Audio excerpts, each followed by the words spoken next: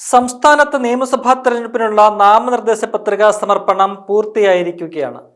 140 മണ്ഡലങ്ങളിലേക്കുമുള്ള പ്രമുഖ മുന്നണികളിലെ സ്ഥാനാർത്ഥികളും സ്വതന്ത്ര സ്ഥാനാർത്ഥികളും എല്ലാ പാർട്ടികളിലെ സ്ഥാനാർത്ഥികളും ഇതിനോടകം തന്നെ പത്രികാ സമർപ്പണം പൂർത്തിയാക്കിയിട്ടുണ്ട്. ഇന്നായിരുന്നു പത്രികാ സമർപ്പണത്തിനുള്ള അവസാന ദിനം. രാവിലെ 10 മുതൽ വൈകിട്ട് 3:30 വരെയായിരുന്നു അതിനുള്ള സമയം. ഇതിനിടയ്ക്ക് ഇന്ന് അവശേഷിച്ച എല്ലാ പ്രമുഖ പാർട്ടികളുടെയും സ്ഥാനാർത്ഥികളും സ്വതന്ത്രരും ഉൾപ്പെടെ മത്സരിക്കാൻ ആഗ്രഹിക്കുന്ന എല്ലാവരും തന്നെ പത്രികാ സമർപ്പണം പൂർത്തിയാക്കി കഴിഞ്ഞിട്ടുണ്ട്. നാളെ പത്രികകളുടെ സൂക്ഷ്മ പരിശോധന നടക്കും. നാളെ 24 26-ാം തീയതിയാണ് പത്രിക പിൻവലിക്കാനുള്ള അവസാന ദിനം. അതുവരെ ആർക്കെങ്കിലും പത്രിക പിൻവലിക്കണമെന്നുണ്ടെങ്കിൽ മത്സരരംഗത്ത് തുടരാൻ ആഗ്രഹിക്കാത്തവർക്ക് പത്രിക പിൻവലിക്കാം. വിമതരായിട്ടുൾപ്പെടെ മത്സരിക്കുന്നവരെയൊക്കെ തന്നെ അവരെ അനുനയിപ്പിച്ച് പത്രിക പിൻവലിക്കാൻ 2 ദിവസം കൂടി സമയമുണ്ട്. അത് കഴിഞ്ഞാൽ സംസ്ഥാനത്തെ 140 മണ്ഡലങ്ങളിലെയും ഒരു പൂർണ്ണമായ മത്സര ചിത്രം വ്യക്തമാകും.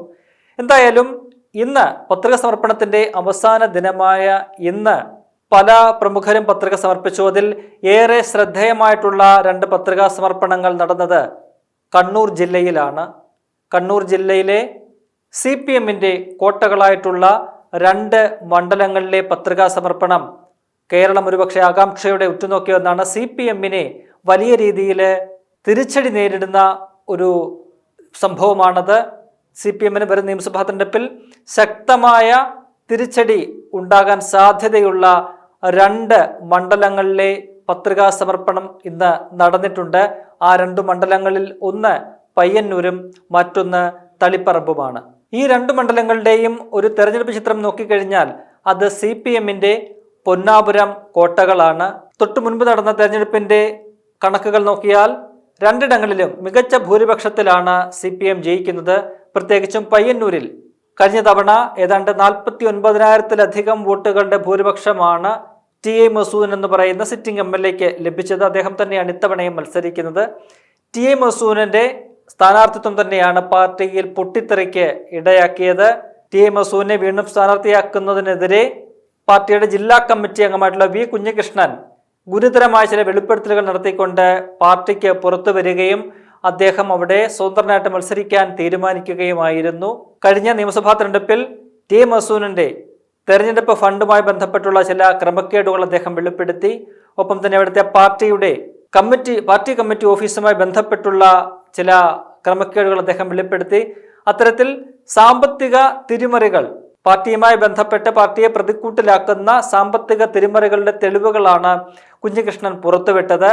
എന്നാൽ അത് പാർട്ടി നിഷേധിച്ചു. അദ്ദേഹത്തെ പാർട്ടിയിൽ നിന്നും പുറത്താക്കി. തുടർന്നാണ് അദ്ദേഹം അവിടെ പാർട്ടിക്കെതിരായിട്ട് സ്ഥാനാർത്ഥിത്വം പ്രഖ്യാപിക്കുന്നത്. ഇതിനെ UDF അവിടെ വലിയൊരു അവസരമായിട്ട് തന്നെയാണ് കണ്ടത്. UDF-ൽ RSPക്കാണ് പയ്യന്നൂർ സീറ്റ് കൊടുത്തിരിക്കുന്നത്. എന്നാൽ RSP അവിടെ സ്വന്തം നിലയ്ക്ക് സ്ഥാനാർത്ഥികളെ നിർത്താതെ V കുഞ്ഞികൃഷ്ണന് പിന്തുണ കൊടുക്കാനുള്ള ഒരു തീരുമാനമാണ് എടുത്തത്. അത് UDF ഒന്നടങ്കം സ്വാഗതം ചെയ്തു. അങ്ങനെ UDF-ന്റെ ഒരു പൊതു സ്വതന്ത്ര സ്ഥാനാർത്ഥിയായിട്ട് V കുഞ്ഞികൃഷ്ണൻ മാറുന്ന ഒരു കാഴ്ചയാണ് നമുക്ക് കാണാൻ കഴിയുന്നത്. അങ്ങനെ V കുഞ്ഞികൃഷ്ണൻ അവിടെ CPM-ന്റെ കണ്ണിലെ കരടായി മാറുന്നു. അദ്ദേഹത്തിന്റെ തെരഞ്ഞെടുപ്പ് കമ്മിറ്റി ഓഫീസ് ഉൾപ്പെടെ കഴിഞ്ഞയാഴ്ച ചില അക്രമികൾ അടിച്ചു തകർക്കുന്നത് നമ്മൾ കണ്ടതാണ്. അത്തരത്തിൽ CPM-നെ അലോസരപ്പെടുത്തുന്ന ഒന്നായിട്ട് V കുഞ്ഞികൃഷ്ണന്റെ സ്ഥാനാർത്ഥിത്വം മാറുകയാണ്. അവിടെ വലിയ സ്വാധീനമുള്ള ഒരു ജനകീയനായിട്ടുള്ള നേതാവാണ്, പ്രാദേശിക നേതാവാണ് V കുഞ്ഞികൃഷ്ണൻ. അദ്ദേഹത്തിന്റെ സ്ഥാനാർത്ഥിത്വം ഉണ്ടാക്കാൻ പോകുന്ന തിരിച്ചടികൾ, അലയൊലികൾ എന്തൊക്കെയാണ് എന്നത് CPM-ന്റെ സംസ്ഥാന നേതൃത്വത്തിന് പോലും വളരെ വ്യക്തമാണ്. അതുകൊണ്ട് തന്നെയാണ് അദ്ദേഹത്തിനെതിരായിട്ടുള്ള ആക്രമണങ്ങൾ ഇപ്പോഴും തുടരുന്നത്. രണ്ടാമത്തെ മണ്ഡലം എന്ന് പറയുന്നത് തളിപ്പറമ്പാണ്. തളിപ്പറമ്പിലും സമാനമായ രീതിയിൽ CPM-ന്റെ ഒരു അപ്രമാദിത്വമുള്ള മണ്ഡലമാണ്. കഴിഞ്ഞ തവണ നിലവിലെ CPM-ന്റെ സംസ്ഥാന സെക്രട്ടറി MV ഗോവിന്ദനാണ് അവിടെ മത്സരിച്ചത്. 22,000-ലധികം വോട്ടുകളുടെ ഭൂരിപക്ഷത്തിനാണ് MV ഗോവിന്ദൻ ജയിച്ചത്. 2016-ലെ തെരഞ്ഞെടുപ്പിലെ ഭൂരിപക്ഷവുമായിട്ട് തട്ടിച്ചു നോക്കുമ്പോൾ അത് പകുതിയോളം കുറഞ്ഞിട്ടുണ്ട്. അന്ന് ജെയിംസ് മാത്യു ഏതാണ്ട് 42,000-ഓളം വോട്ടുകൾക്ക് ജയിച്ചിടത്താണ് കഴിഞ്ഞ തവണ 22,000-ലേക്ക് MV ഗോവിന്ദന്റെ ഭൂരിപക്ഷം കുറയുന്നത്. ഇത്തവണ സംസ്ഥാന സെക്രട്ടറി ആയതുകൊണ്ട് തന്നെ MV ഗോവിന്ദൻ മത്സര രംഗത്തേക്കില്ല, അദ്ദേഹത്തിന് മത്സരിക്കാൻ സാധിക്കില്ല. അങ്ങനെ വന്നപ്പോൾ അവിടെ പകരം ഒരു സ്ഥാനാർത്ഥിയെ കണ്ടെത്തണം. പാർട്ടി നേതൃത്വം ഒരു വനിതയെ സ്ഥാനാർത്ഥിയാക്കാൻ ആഗ്രഹിച്ചു. എന്നാൽ അവിടെ സ്ഥാനാർത്ഥിത്വം കിട്ടിയത് വനിതയ്ക്ക് തന്നെ കിട്ടി. പക്ഷേ ആ സ്ഥാനാർത്ഥിയായിട്ട് വന്നത് സ്ഥാനമൊഴിയുന്ന അല്ലെങ്കിൽ നിലവിലെ MLA ആയിട്ടുള്ള MV ഗോവിന്ദന്റെ ഭാര്യ PK ശ്യാമളയ്ക്കാണ്. PK ശ്യാമള മുൻപ് ആന്തൂർ നഗരസഭാ ചെയർപേഴ്സണും ഒക്കെയായിരുന്നു, പാർട്ടി പ്രവർത്തകയൊക്കെ തന്നെയാണ്.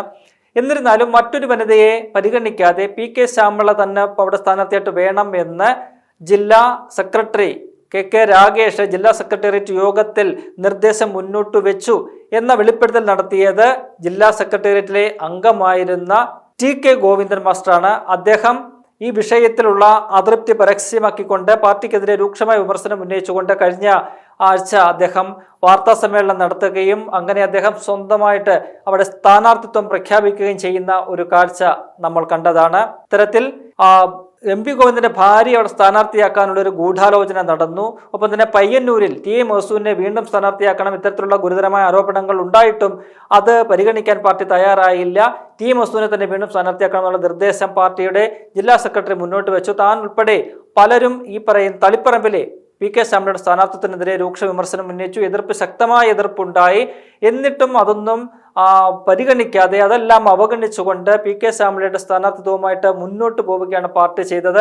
പാർട്ടി വലിയൊരു അപജയത്തിലേക്കാണ് പോകുന്നത്. MV ഗോവിന്ദൻ സ്വന്തം ഭാര്യയ്ക്ക് സീറ്റ് ഒപ്പിക്കാനുള്ള നീക്കങ്ങളാണ് നടത്തിയതെന്ന വളരെ ഗുരുതരമായ ചില വിമർശനങ്ങൾ ഉന്നയിച്ചുകൊണ്ടാണ് തലമുതിർന്ന നേതാക്കളൊരാളായ അവിടുത്തെ കണ്ണൂരിൽ കമ്മ്യൂണിസ്റ്റ് പാർട്ടിയെ കെട്ടിപ്പടുക്കുന്നതിൽ നിർണായക പങ്ക് വഹിച്ച നേതാക്കളിൽ ഒരാളായിട്ടുള്ള TK ഗോവിന്ദൻ പാർട്ടിയിൽ നിന്നും ഒരു വിമത ശബ്ദം ഉയർത്തിക്കൊണ്ട് സ്വന്തമായിട്ട് ഒരു സ്ഥാനാർത്ഥിത്വം പ്രഖ്യാപിക്കുന്ന ഒരു കാഴ്ചയാണ് നമ്മൾ കണ്ടത്. പിന്നീട് അദ്ദേഹത്തെയും പാർട്ടി പുറത്താക്കുകയാണ് ചെയ്തത്. അങ്ങനെ തളിപ്പറമ്പിലും ഇതുപോലെ UDFനെ സംബന്ധിച്ച് അവിടെ അവർ കഴിഞ്ഞ തവണ മികച്ചൊരു മുന്നേറ്റം നടത്തിയതാണ്. ഇത്തവണ ഒരു പക്ഷേ വിജയത്തിനുള്ള സാധ്യത ഇവിടെ ഉണ്ടായിരുന്നുവെങ്കിൽ പോലും നിലവിലെ രാഷ്ട്രീയ സാഹചര്യങ്ങൾ പരിഗണിച്ചുകൊണ്ട് അവിടെ തന്ത്രപരമായ ഒരു നീക്കമാണ് കോൺഗ്രസ് നടത്തിയത്. കോൺഗ്രസ് ആണ് അവിടെ മത്സരിക്കുന്നത്. അങ്ങനെ കോൺഗ്രസ് UDF ഒന്നടങ്കം TK ഗോവിന്ദന് പിന്തുണ പ്രഖ്യാപിക്കുന്ന ഒരു കാഴ്ച നമ്മൾ കണ്ടു. അങ്ങനെ TK ഗോവിന്ദൻ UDFന്റെ ഒരു പൊതു സ്വതന്ത്ര സ്ഥാനാർത്ഥിയായിട്ട് മാറുന്നതാണ് നമുക്ക് കാണാൻ കഴിഞ്ഞത്. ഈ രണ്ടിടങ്ങളിലെയും ഇത്തരത്തിലുള്ള രണ്ട് പാർട്ടിയിൽ നിന്നും ഇറങ്ങിപ്പോയി എതിരാളികളുടെ സ്ഥാനാർത്ഥികളായിട്ട് മാറിയ രണ്ട് നേതാക്കൾ, അത് സാധാരണ നേതാക്കളൊന്നുമല്ല. രണ്ടിടങ്ങളിലെയും സമുന്നതരായിട്ടുള്ള, ഏറെ പരിചയസമ്പന്നരായിട്ടുള്ള, അനുഭവ സമ്പത്തുള്ള തലമുതിർന്ന രണ്ട് നേതാക്കളാണ് ഈ രണ്ടിടങ്ങളിലും പാർട്ടിയെ വെല്ലുവിളിച്ചുകൊണ്ട് അവിടെ സ്ഥാനാർത്ഥിത്വം പ്രഖ്യാപിച്ച് രംഗത്ത് വന്നത്. ആ രണ്ടിടങ്ങളിലും UDF ഇവർക്ക് പിന്തുണ കൊടുക്കുകയാണ്. CPMനെ സംബന്ധിച്ച് ഇത് വലിയ ഒരു തിരിച്ചടി തന്നെയാണ്. രണ്ടിടങ്ങളിലും പാർട്ടി കോട്ടകളിൽ വിള്ളൽ വീഴ്ത്താൻ കഴിയുന്ന രണ്ട് സ്ഥാനാർത്ഥിത്വമായിട്ട് ഈ രണ്ടിടങ്ങളും മാറുകയാണ്. അതുകൊണ്ട് തന്നെയാണ് നേരത്തെ പറഞ്ഞത്, ഇവരുടെ സ്ഥാനാർത്ഥിത്വം അല്ലെങ്കിൽ ഇവരുടെ നാമനിർദ്ദേശ പത്രികാ സമർപ്പണം CPMനെ മൂർധാവിലേറ്റ അടിയായിട്ട് മാറുകയാണ്. വലിയ ഒരു തിരിച്ചടിയാണ് CPMനെ കാത്തിരിക്കുന്നത്. എന്തായാലും വരുന്ന നിയമസഭാ തെരഞ്ഞെടുപ്പിൽ ഇവിടെ രണ്ടിടങ്ങളിൽ മാത്രമല്ല, അമ്പലപ്പുഴയിൽ G സുധാകരൻ മുൻ മന്ത്രിയാണ് അദ്ദേഹം, ഒന്നാം പിണറായി സർക്കാരിലെ പൊതുമരാമത്ത് മന്ത്രിയാണ് അദ്ദേഹം. അവിടെ സ്വതന്ത്രനായിട്ട് മത്സരിക്കുന്നു. അവിടെയും UDF പിന്തുണ കൊടുക്കുന്നുണ്ട്. പാലക്കാട് ജില്ലയിലെ ഒറ്റപ്പാലത്ത് മുൻ MLA കൂടിയിട്ടുള്ള PK ശശി സമാനമായ രീതിയിൽ പാർട്ടിയിൽ നിന്നും ഇറങ്ങി വന്നുകൊണ്ട് അദ്ദേഹം അവിടെ സ്വതന്ത്രനായിട്ട് മത്സരിക്കുന്നു. അദ്ദേഹത്തിനും UDF പിന്തുണ കൊടുക്കുന്നുണ്ട്. സംസ്ഥാനത്ത് മൊത്തത്തിൽ അങ്ങനെ 4 ഇടങ്ങളിൽ CPMന് വലിയ വെല്ലുവിളി ഉയർത്തുന്ന സ്ഥാനാർത്ഥിത്വമാണുള്ളത്. അതിൽ എടുത്തു പറയേണ്ടത് ഏറ്റവും പ്രധാനപ്പെട്ട 2 മണ്ഡലങ്ങൾ, അത് കണ്ണൂർ ജില്ലയിലെ പയ്യന്നൂരും തളിപ്പറമ്പും തന്നെയാണ്. തങ്ങളുടെ കോട്ടകളെന്ന് CPM അവകാശപ്പെടുന്ന ജില്ലയിലെ അതിപ്രധാനമായിട്ടുള്ള 2 മണ്ഡലങ്ങൾ. അവിടെ ഒരുപക്ഷെ CPMന്റെ കാൽച്ചുവട്ടിലെ മണ്ണ് ഒലിച്ചു പോകുന്നു എന്ന് വിളിച്ചു പറയുന്ന തരത്തിലാണ് അവിടുത്തെ നിലവിലെ രാഷ്ട്രീയ സാഹചര്യങ്ങൾ പരുവപ്പെട്ടുകൊണ്ടിരിക്കുന്നത്. വരുന്ന നിയമസഭാ തെരഞ്ഞെടുപ്പിൽ അവിടെ രണ്ടിടങ്ങളിലും അത്ഭുതങ്ങൾ സംഭവിച്ചാലും നമുക്ക് അത്ഭുതപ്പെടാനില്ല എന്നതാണ് പറയാനുള്ളത്.